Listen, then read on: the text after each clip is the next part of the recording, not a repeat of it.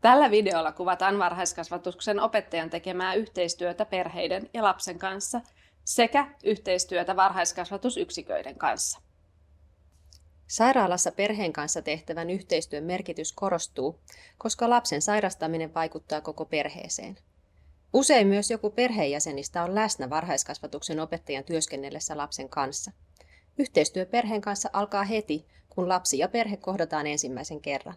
Tavoitteena on selvittää lapsen mielenkiinnon kohteita, taitoja, tuen tarpeita ja toiveita.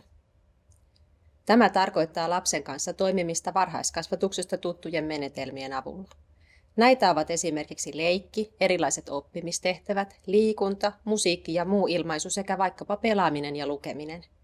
Lapsen kanssa voidaan myös keskustella siitä, miksi hän on sairaalassa, onko hän ollut siellä aiemmin ja mitä kokemuksia hänellä sairaalasta on.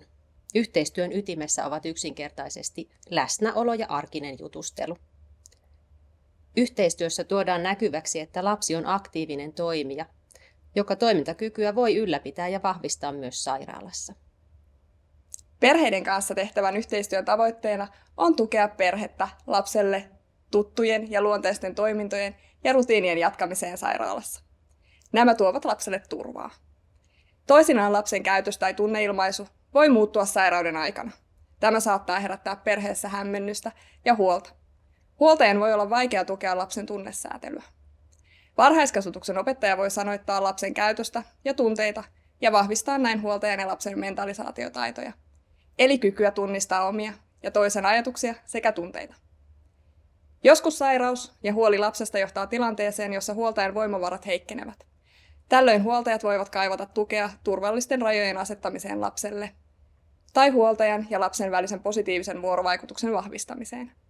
Varhaiskasvatuksen opettaja voi auttaa huoltajia sanoittamaan, mitä päätöksiä lapsi voi tehdä turvallisesti ja mistä asioista vastaa aikuinen. Varhaiskasvatuksen opettajana toimimme tietyllä tavalla rajapinnassa sairaalan, perheen, lapsen ja varhaiskasvatusyksiköiden välissä.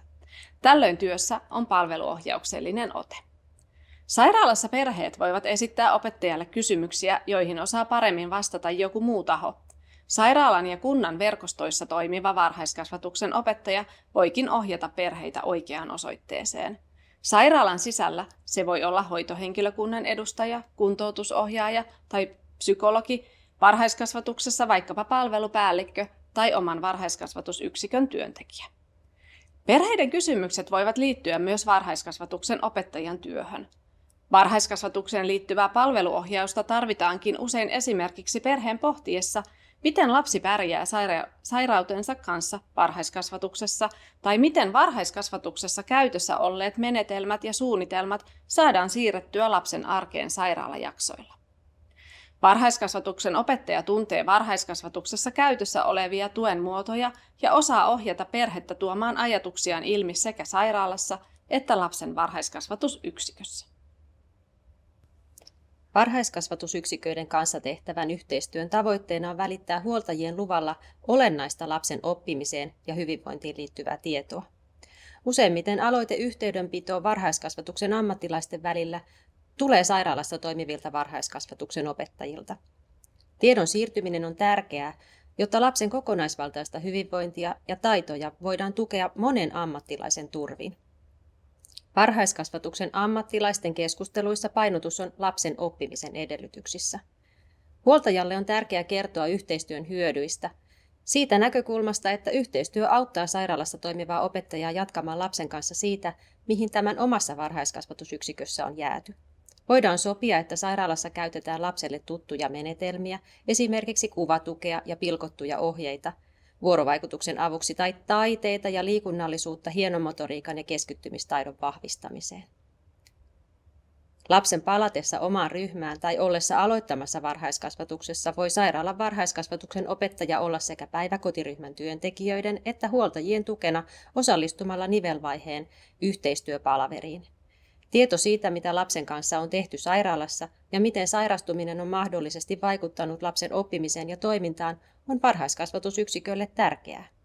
Opettaja tuo keskusteluun havaintojaan siitä, miltä lapsen toiminta ja taidot näyttävät sairaalaympäristössä. Lapselle voidaan sairaalassa ollessa koota myös kuvallista kasvun kansiota.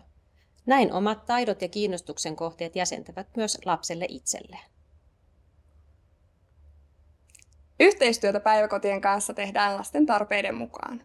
Yhdessä henkilökunnan ja lasten vanhempien kanssa voidaan pohtia, mitä lapsen sairaus tai sairastaminen tarkoittavat lapsiryhmän arjessa. Voidaan keskustella esimerkiksi kipsin kanssa liikkuvan tai syövästä toipuvan lapsen toimintamahdollisuuksista, tarpeista päiväkotiarjessa ja henkilöstöresurssoinnista. Tarvitaanko ryhmään esimerkiksi avustaja? Keskustelussa voidaan sopia, että lapsen oman yksikön työntekijä kirjaa lapsen asiakirjoihin, millaista varhaiskasvatusta lapsen kanssa on toteutettu sairaalajaksolla ja kuka sitä on toteuttanut. Yhtenä yhteistyötavoitteena on myös tukea lapsen ja vertaisryhmän yhteydenpitoa.